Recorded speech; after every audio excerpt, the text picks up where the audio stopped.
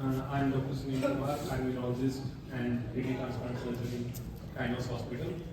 So आज मैं आप लोगों से बात करना चाह रहा हूँ about robotic surgery and what are its role in urology. So basically Kainos में robotic की facility available है and it's available at much cheaper rates as compared to Delhi. और रोबोट की वजह से काफ़ी कॉम्प्लेक्स सर्जरीज भी मिनिमल इन्वेसिव मतलब लैप्रोस्कोपिक टाइप छोटे छोटे इंसिजन्स के थ्रू कर पा रहे हैं. सो बेसिकली रोबोट होता क्या है? रोबोट में बेसिकली एक सिस्टम है जिसके अंदर एक कंसोल होता है जिसके ऊपर सर्जन ऑपरेट करता है रोबोट को, और रोबोटिक इंस्ट्रूमेंट्स होते हैं जो अंदर सर्जरी परफॉर्म करते हैं, और साथ में एक कार्ट होती है जिसके अंदर कैमरा, लाइट सोर्स और बाकी चीजें होती हैं.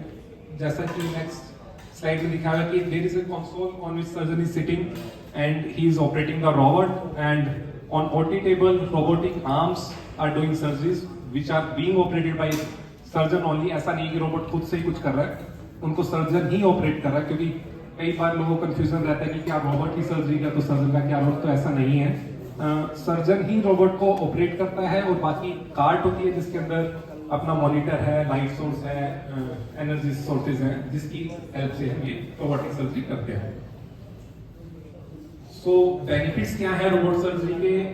एक्चुअली लैब के अंदर हम लिमिटेड मूवमेंट्स कर सकते हैं, जबकि जो रोबोट है उसके अंदर 7 डिग्री ऑफ मूवमेंट्स होती है.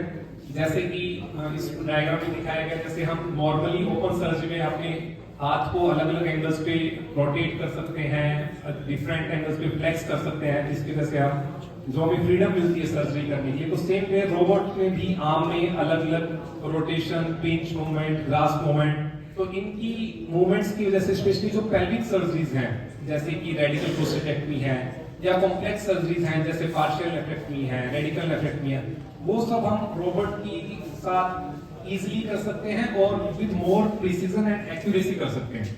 और जो कॉम्प्लेक्स ट्यूमर्स हैं उनको हम इजीली डील कर सकते हैं मिनिमल इन्वेसिव वे, अदरवाइज जिनके लिए पहले ओपन सर्जरी की जरूरत पड़ती थी. और क्योंकि वो मिनिमल इन्वेसिव वे से हो रही है तो उसकी वजह से less blood loss, less pain to the patient जल्दी चलना शुरू कर देता है, पेशेंट की रिकवरी जल्दी होती है, पेशेंट डिस्चार्ज जल्दी हो जाता है. और स्पेशली कैंसर्स के अंदर हमें प्रिसीजन बहुत चाहिए कि ट्यूमर कंप्लीट एक्सीजन हो, ऐसा ना हो कि कुछ पार्ट उसका अंदर रह जाए. तो लैब में जो इन चीजों में थोड़ा हमें नुकसान होता था उन सब चीजों को ओवरकम करने में रोबोट हमारी हेल्प करता है. तो इसकी वजह से कैंसर सर्जरीज में एंड स्पेशली पेल्विक सर्जरीज में रोबोट का काफी अच्छा रोल है, और काफी कॉम्प्लेक्स सर्जरी भी हम मिनिमल इन्वेसिव से कर सकते हैं रोबोट की हेल्प से. So what is the role of robot in urology? तो urology में वैसे तो most of the surgeries which can be done open, they can be done with the help of robot also. But जो main surgeries robot की help से की जा रही है urology में, वो है radical prostatectomy in carcinoma of prostate patients, radical nephrectomy in cancer of the kidney, partial nephrectomy ये भी cancer of kidney में जब सिर्फ हम ट्यूमर को एक्सरसाइज करते हैं, वैसे एक vaginal fistulas which may be due to any surgery, any radiation, or due to childbirth also. So what is basically partial nephrectomy? Partial nephrectomy में we are not removing the kidney, हम पूरी kidney ना निकाल के सिर्फ tumour के portion को निकाल रहे हैं. तो ये यूजली पहले ओपन ही की जाती थी, क्योंकि इसके अंदर किडनी एक वैस्कुलर ऑर्गन है, 20% of blood supply her time kidney के अंदर जा रही है. तो अगर आप उस पे डायरेक्ट कट देंगे तो ब्लीडिंग कंट्रोल करने में मुश्किल होती है, स्पेशली लैब सर्जरीज. तो रोबोट की हेल्प से पार्शियल नेफ्रेक्टमीज भी की जा रही है, जिसके अंदर सिर्फ ट्यूमर पोर्शन को निकाला जाता है और बाकी जो किडनी है उसकी रिनोरेक्टी की जाती है, मतलब उसको सूचक करके एंड्स को क्लोज किया जाता है. तो जैसा कि इस डायग्राम में है कि ट्यूमर को निकाल दिया गया है और उसके बाद में जो वेसल्स है उनको स्टिच किया जा रहा है, पेल्विक एलिशियल सिस्टम है उसको स्टिच करते हैं, और जो बाकी जो दोनों एंड्स है किडनी के उनको क्लोजली काटने को सूचक किया जाता है.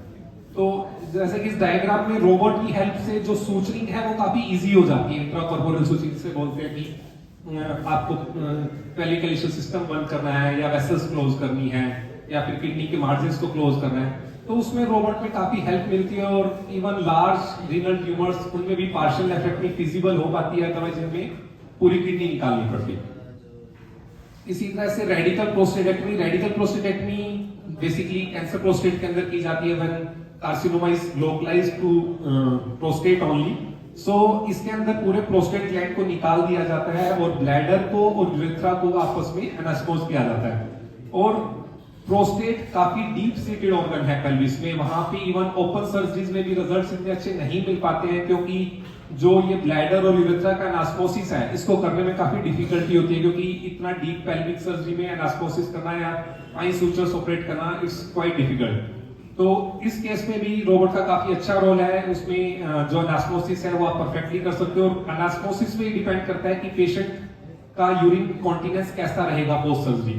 रेडिकल प्रोस्टेटेक्टमी में कॉन्टिनेंस एक मेजर फैक्टर होता है, जिसकी वजह से कई बार पेशेंट सर्जरी नहीं कराना चाहता, वो रेडिएशन कराना चाहता है कि कॉन्टिनेंस नहीं हुआ तो हर टाइम यूरिन लीक करेगा, तो वो सोशली एक्सेप्टेबल नहीं होता पेशेंट के लिए। तो उसमें भी रोबोट से हम जब एनास्मोसिस करते हैं तो continence rates are quite better, तो इसमें भी रोबोट का काफी अच्छा रोल है यूरोलॉजी के अंदर। And last is vesicovaginal fistulas, जिसके अंदर there is communication urinary bladder के अंदर और वेजाइना के अंदर कम्युनिकेशन है, that may be due to previous hysterectomy और चाइल्ड बर्थ और ड्यू टू रेडिएशन।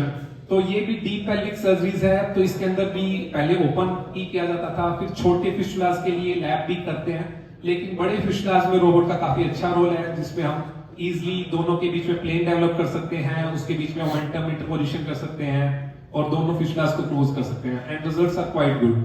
सो इन सब सर्जरीज में यूरोलॉजी में रोबोट यूज हो रहा है, अदरवाइज ऑल्सो काइंड में रोबोट से सारी सर्जरीज हो रही हैं। डॉक्टर आनंद हैं, राजेश कुदारा सर हैं, डॉक्टर हरवीन हैं, ये सब रोबोट यूज कर रहे हैं, और जो भी हर फील्ड में मतलब रोबोट यूज हो रहा है and results are quite good. तो यूरोलॉजी के अंदर बेसिकली रोबोट का यही रोल है। Thank you. बाकी अगर कोई क्वेश्चंस हो तो मोस्ट वेलकम। Thank you.